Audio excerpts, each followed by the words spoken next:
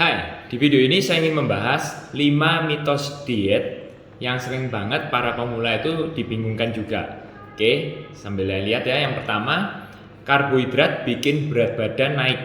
Jadi kalau makan karbohidrat seperti nasi, cookies, roti, terus mungkin juga buah ya, jika ada karbohidratnya, ini bisa bikin berat badan naik. Well, itu tidak 100% benar seperti itu. Nah, kenapa? Jadi karbohidrat seperti tadi ya, mie, pasta, dan roti dan teman-temannya, kalau dia dikonsumsi yang banyak jelas akan menambah berat badan, karena karbohidrat ini mengandung kalori sekitar 4 kalori per gramnya. Nah, yang bisa kita lakukan adalah kita mindful eating, tetap makan karbohidrat secukupnya, moderate, everything in moderation, karena tubuh kita juga masih membutuhkan karbohidrat sebagai sumber energi paling murah di badan kita. Tapi kadang orang dengan makan karbohidrat itu sukanya kebanyakan, jadi bisa kebanyakan, atau misalnya makan nasi nggak bisa sedikit, dan nggak bisa makan nasi sendiri, mesti ada temen-temennya. Nah, temen-temennya ini yang bikin tambahan kalori juga. Oke. Terus kemudian yang kedua, makan di atas jam 6 malam itu bikin gemuk. Jadi ada ilustrasi seperti ini. Kalau kita makan makanan ya, misalnya anggap aja makan pisang gitu ya. Kalau kita makan pisang jam 6 kurang 1 menit, kalorinya mungkin masih 100. Tapi begitu kita makan jam 6 lebih 1 menit, kalorinya bisa jadi 1000. Masa kayak gitu kan? Enggak juga. Jadi sebenarnya badan kita itu tidak terlalu mengenali, maksudnya bukan enggak terlalu ya. Badan kita tuh tidak mengenali jam makan, mau ini pagi, siang, malam, badan kita tuh enggak tahu. Yang tahu tuh kan kita sendiri. Nah, yang penting dalam sehari itu adalah kalori yang masuk. Jadi dalam diet untuk para pemula itu perlu mementingkan kalori yang masuk lebih kecil daripada kalori yang keluar. Jangan sebaliknya, karena kalau kita mau fat loss, para pemula yang mau fat loss, minimal tahu itu dulu, kalori yang masuk lebih sedikit daripada kalori yang keluar. Nah, perkara jam 6, jam 5, jam 9 malam kalau mau makan itu bebas sebenarnya.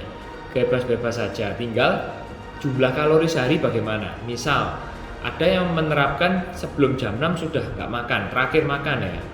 Tapi yang dimakan sehari itu mie, pangsit, terus mungkin pizza, terus soto, rawon, permen, cookies, cake, dimakan semua, tapi jam 6 berhenti dan berharap bisa kurus. Dibandingkan dengan orang yang makannya balance, ada protein, ayam misalnya ayam bakar bukan digoreng ya, terus ada potato atau oatmeal, terus kemudian ada sayur, ada buah-buahan, dan dia masih makan sampai jam 9 malam.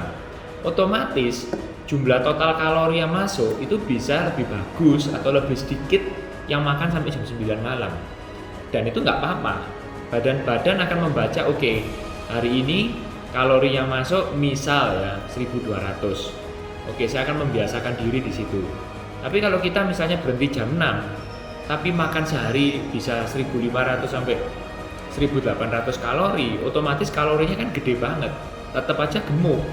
Ini akan memberikan jebakan ke para pemula yang, loh, saya sudah berhenti makan jam 6 kok masih gemuk ya, beratnya kok nggak turun ya, ada yang salah di mana nih, kan sudah nurut ini jam 6 nggak makan. Jadi sekali lagi itu mitos ya, jam makan itu bukan merupakan halangan buat tubuh kita melakukan diet. Kemudian berikutnya adalah yang ketiga, sehari makan 1 kali.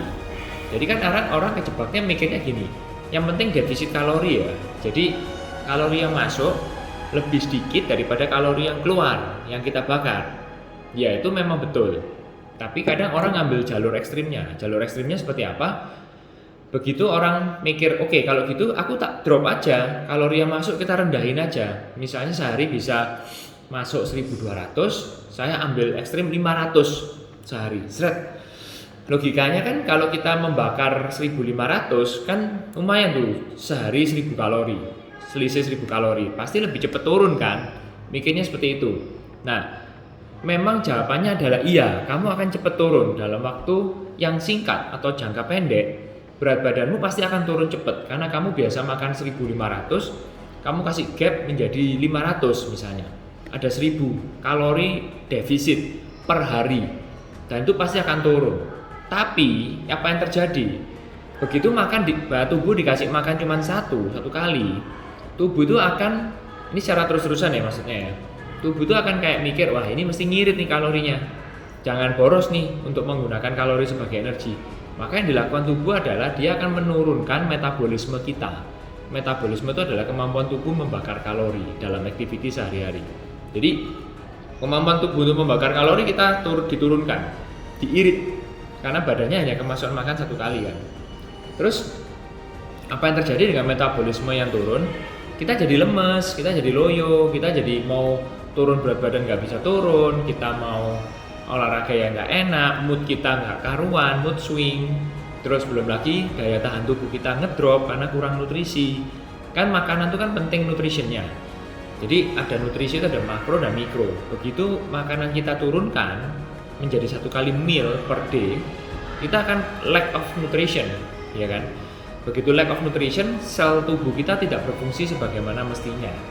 Dan itu jangka panjang, katakanlah panjangnya 2 minggu lah, mungkin tubuh kita akan mulai merasakan sakit dan akhirnya ngedrop. Begitu ngedrop, kita masukkan makan normal, kalorinya dibalikin lagi 1500, tubuh kita menyerap lebih banyak makanan tersebut sehingga kita bisa bounce, berat kita bisa naik lebih banyak dari sebelumnya. Jadi sangat tidak disarankan untuk yang makan 1 kali sehari. Kecuali ada alasan khusus, misal berpuasa atau apa, itu kan ada rentang waktunya, tidak seterusnya. Nah, terus kemudian yang berikutnya adalah kalau makan nggak boleh cookies, nggak boleh cake. Kalau udah ngomong diet, nggak boleh makan cookies, nggak boleh makan pizza, cake, mie, ice cream, nggak boleh makan begitu-begituan. Harus off semuanya. Ya sebenarnya ada beberapa perspektif ya, pandangan ya. Kalau kamu lagi orang-orang yang seperti on season untuk sebuah kompetisi, sebuah pemotretan, atau mau hadir di event-event tertentu yang membutuhkan fisik yang slim banget atau kering ya bahasanya orang-orang ya, itu memang jalur ekstrim bisa diambil. Oke, kamu nggak boleh makan itu dulu sementara ya, temporary. Nanti setelah on stage go ahead makan aja pasta, bread dan sebagainya, silakan. Nah, lalu what happen dengan para pemula yang seperti kita masih baru mau belajar diet, tapi memang kita udah overweight tapi kita mau belajar diet. Well, sebenarnya nggak apa-apa kita makan makanan yang kita sukai. Misalnya saya suka banget black forest nih, misalnya sepotong nih, aku suka banget nih. Nah, yang bisa kita lakukan adalah ketimbang makan setiap hari black forest, pangsit mie, roti, kita kasih jatah. Misalnya dalam seminggu 7 hari. Kita ambil misalnya Senin Selasa kita makannya low calorie days.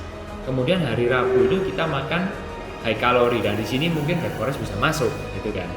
Tapi hari Kamis, Jumat dan mungkin Sabtu itu kita go low calorie lagi.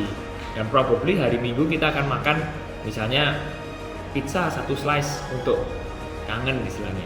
Itu nggak apa-apa, masih boleh kayak gitu. Tinggal sekarang kita perlu mengenali tubuh kita. Setelah kita melakukan seperti itu, apakah badan kita masih menyesuaikan? Apakah masih turun? Ataukah lingkarnya masih mengecil ya? Kan kita posisi overweight nih, pemula yang overweight. Apakah berat badan kita menuju goal kita turun nggak sih dengan cara itu? Itu dites terus ya. Pada intinya, kalau kita menempuh jalan namanya diet, kita makan bersihan semua, itu menurut saya kurang sustainable. Jadi kurang bisa diterapkan jangka panjang. Kalau buat nurunin efektif, very efektif. Berat badan pasti turun, dikasih makanan yang kukusan, terus rebusan, bakar, bersihan semua, lepas semua cake dan sebagainya. Pasti hasilnya bagus. Cuman otak kita kan ada pertempuran nih, ada battle of mind ya kan. Ini kepingin nahan, akhirnya stres. Belum lagi kena stres dari kerjaan, stres dari urusan yang lain. Akhirnya larinya nanti bisa pertahanan dietnya jebol, larinya ke makan. Nah, kita ingin diet kita tuh berproses yang menyenangkan, jangan sampai bikin faktor stres juga kan gitu loh. Nah, jadi pada intinya nggak apa-apa asal secara porsi itu in moderation, bukan ugal-ugalan, bukan ngawut banyak kalap gitu ya. Nggak, everything in moderation, sambil terus observasi timbangan kita, lingkar perut kita, gimana semuanya. Kalau oke, go ahead ya. Dan yang kelima, Kalau mau kurus atau mau turunin berat badan, lakukan defisit kalori seterusnya. Nah, ini bisa saya sebut sebagai mitos juga. Jadi kalau mau turun berat badan, kurusin defisitin terus badan kamu. What happen kalau orang melakukan defisit kepanjangan? Dari sisi waktunya terlalu lama. Kalau defisit kalori terlalu lama, tubuh akan menurunkan metabolismenya. Which is yang tadi saya sebutkan, kalau tubuh diturunkan metabolismenya, dia akan mengalami istilahnya mulai stuck. Yang mau naik, yang mau olahraga, ototnya kayak nggak seger, badannya loyo, terus capek-capekan, mungkin lebih gampang sakit, mood swing dan lain sebagainya. Jadi even orang mau nurunin berat badan atau nurunin lemak, itu defisit kalori tidak selalu menjadi jawaban seterusnya. Kita ngomongkan dalam rangka seterusnya. Kadang ada kalanya kita defisit kalori for like maybe 3 months ya, 3 bulan kita go defisit kalori. Tapi ambil 2 minggu, 3 minggu kita akan go kalorinya agak disurplus sedikit. Jadi kayak disiksa, itu ada masanya juga. Kita nggak bisa, oke, saya mau seterusnya defisit. Katakanlah orang sudah mulai menemukan berat badan yang idealnya.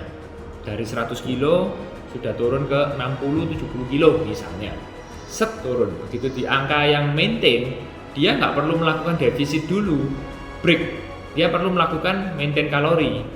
Ya, jadi balance, yang masuk dan keluar balance sehingga berat badannya tetap. Buat refreshing, badannya dikasih kejutan yang lain biar nggak cuma taunya defisit kalori aja kan. Nah, dengan begitu secara mindset atau pikiran kita udah nggak terlalu stres karena saya masih bisa menjaga berat badan saya dan tidak kembali ke 100 kilo dengan tetap makan makanan yang saya suka makan bakso, suka makan pizza, makan, tapi tetap everything in moderation, itu kuncinya. Nah, nanti begitu kita udah mau udah seger nih, udah siap ya, yuk kita go defisit lagi for like 1 month misalnya, 1 month go defisit, dirapikan di sana. Jadi badan tuh diajak eksperimen terus. Last tip dari saya adalah untuk para pemula, nggak ada satu jenis diet yang akan cocok buat kita semua. Yang kita baca atau yang kita lihat selebriti bisa diet ini itu, probably cocok buat mereka saat itu, kondisi mereka saat itu. Tapi tidak menjamin bahwa itu diet yang mereka jalani seterusnya. Yang kedua, diet yang dijalani oleh selebritis dan berhasil belum tentu buat kita berhasil. Yang saya jalani belum tentu cocok buat teman-teman. Jadi apa yang bisa kita lakukan? Kita ambil guideline-nya aja. Guideline-nya adalah go defisit kalori, makanlah protein lebih banyak, makan sayuran lebih banyak, ya kan? Hindari gorengan atau kurangi gorengan, manis-manisan dan sebagainya. Nah, nanti badan akan merespon. Responnya juga akan beda-beda. Ada teman saya klien saya waktu itu yang turun berat badannya jauh lebih banyak. Yang satunya turun lingkar perutnya lebih banyak. How body respond terhadap apa yang kita berikan itu pasti berbeda-beda, nggak bisa diambil sama rata.